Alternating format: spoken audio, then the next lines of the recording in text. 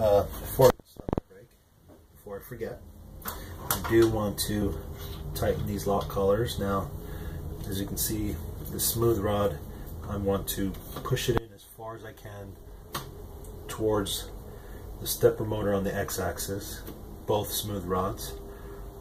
Then I'm going to set this lock collar as far over to the right as possible and then secure it using the Allen set screw. Set that nice and tight. Same thing with the one above it.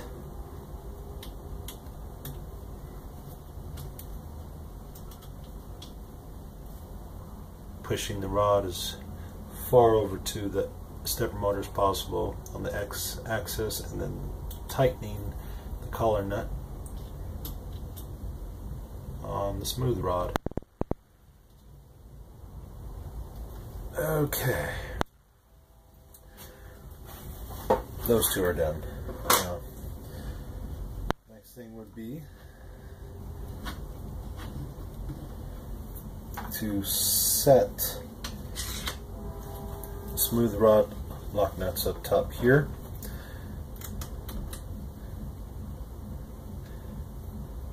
And just press down so that you know that the smooth rod is up against the stepper motor, because that's where what it's using for a stop.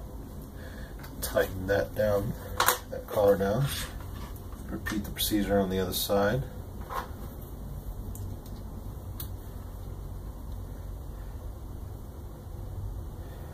Tighten that. Okay. Check for free movement. Everything looks good.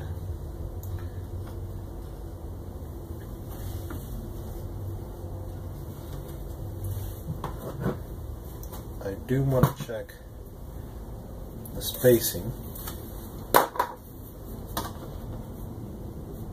each side, and it's pretty darn close.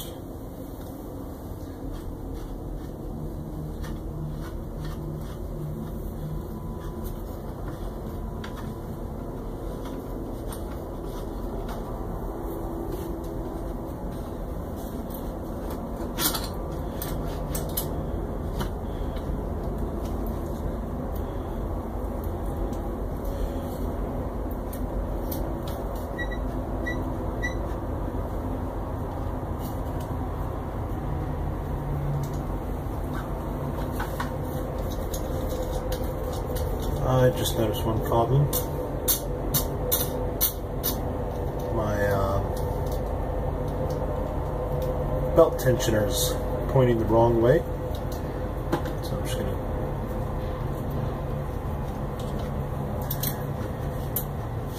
loosen that.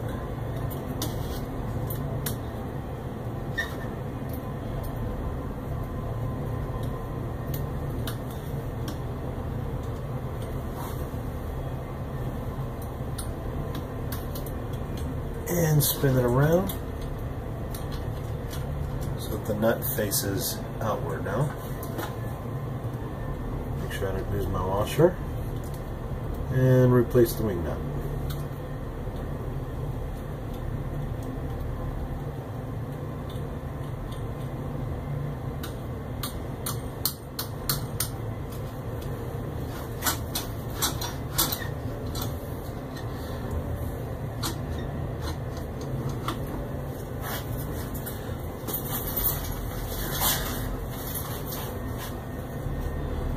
We want to set these threaded rods a hair below the set screw.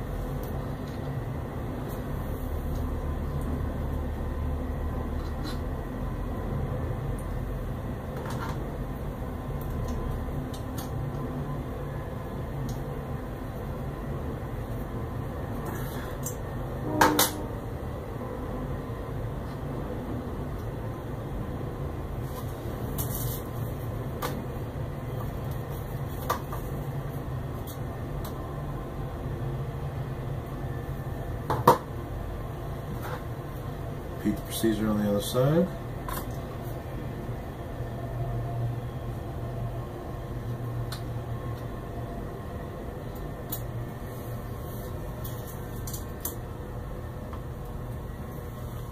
down in place. And I'm not undoing any steps right now, it's just tightening up some things. Finalizing a couple finishing touches.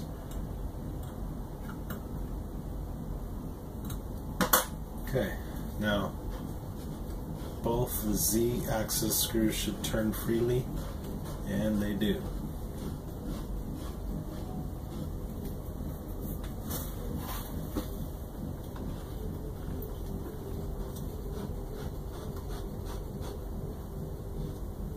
You're going to want to make it about as even as possible.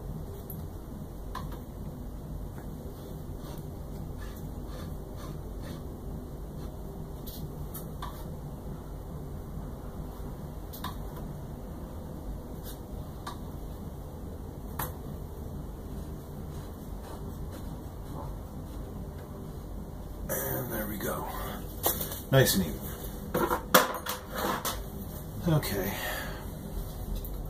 So now we have our Z-axis secured. We have our extruder secured. Our print bed attached.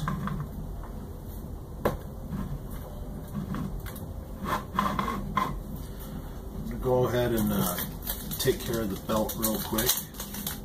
The X-axis. You're going to need part number 42 and 2 zip ties.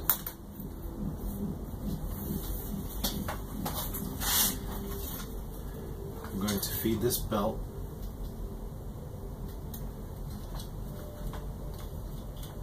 over the top of the pulley through the printed bracket.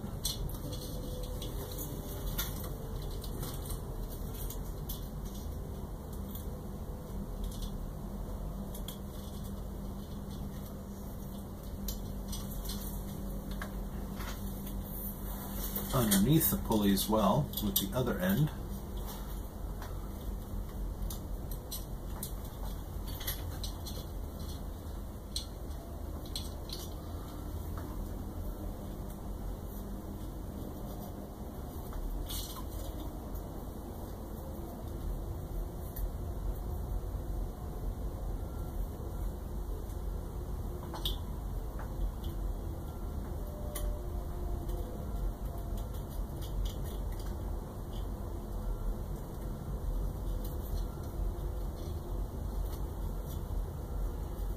Yeah, try to feed that through.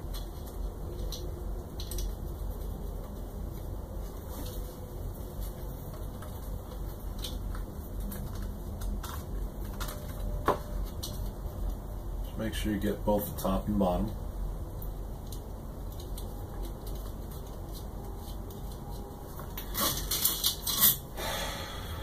This is actually taking a little bit longer than I wanted to, so I'm going to do it the way I should have done it in the first place, which is feeding the loop through to the pulley.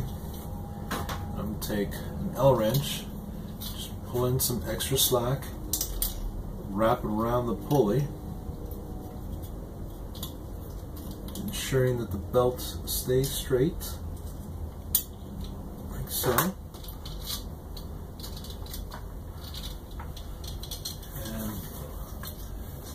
Back in business. Now, I'm going to take this bottom half of this belt, so right now the teeth are facing up on the bottom half of the belt. It's going to feed through our little idler pulley arm.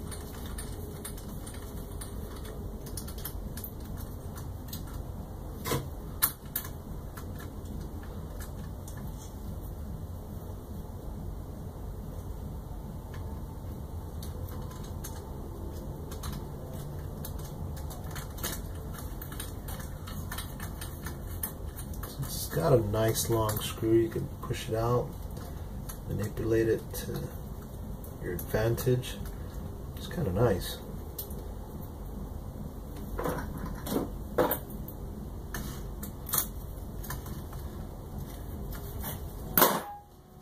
Okay.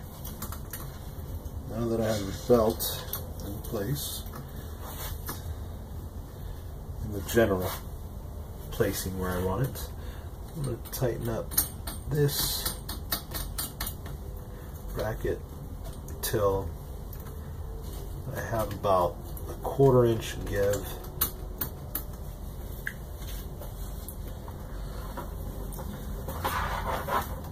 Turn this around so I can hopefully see what I'm doing.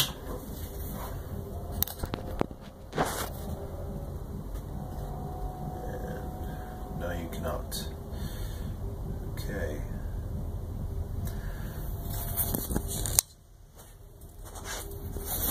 Stop there. Okay.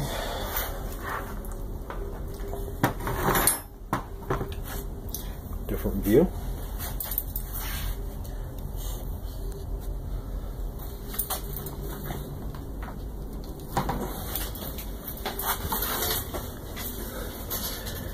Now this bracket,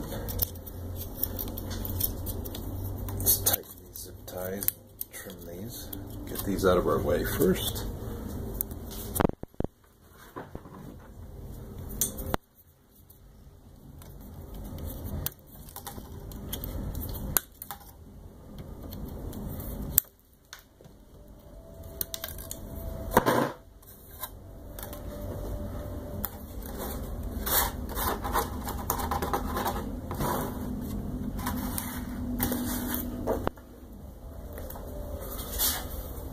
Okay.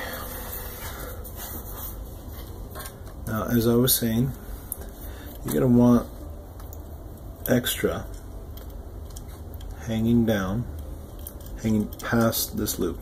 And each of this belt, or each end of this belt, will fit in a groove, wrap around. It's kind of hard doing this one hand, and end up something like this. So I'm going to go ahead and just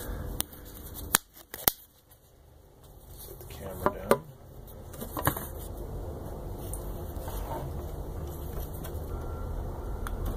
It looks much easier than it is.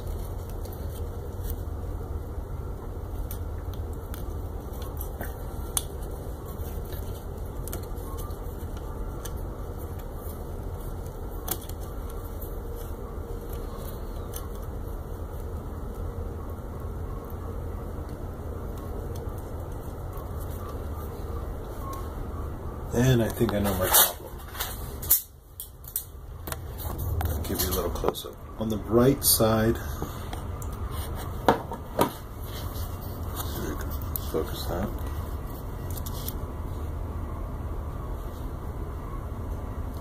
Well, anyways, this side right here, I have just a bit more gap than here. Actually looks too tight for even the belt to fit right there. So I didn't think that would fit. Okay. Take out the knife. And this is going to be lovely one-handed.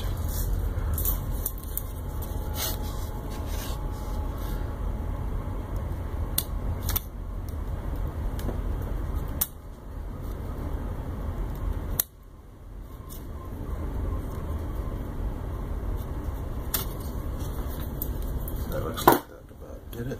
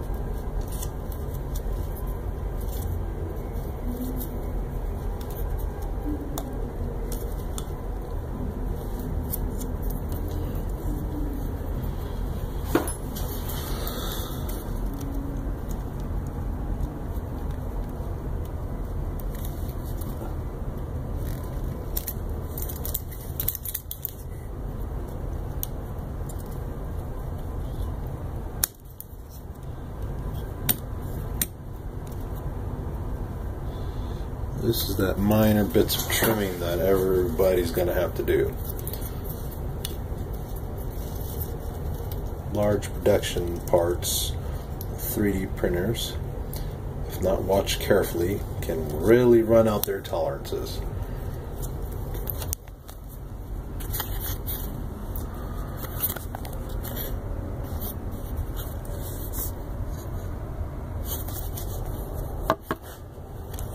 Just making sure we're still recording, and you know what, I'll just stop there and come back.